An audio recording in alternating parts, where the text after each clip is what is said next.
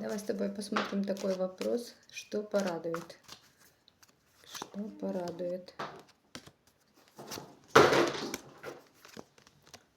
Порадует то, что ты сможешь выйти из своих страхов, из своих каких-то ограничений, из своих надуманных мыслей. Придет какая-то ясность, понимание, желание действовать, желание получать то, что тебе нравится, то, что ты хочешь. Ты себя будешь чувствовать наполненной звездой, будешь себя чувствовать человеком, который сумел пройти вот этот путь неясности, нечеткости и получить, так сказать, свое вознаграждение.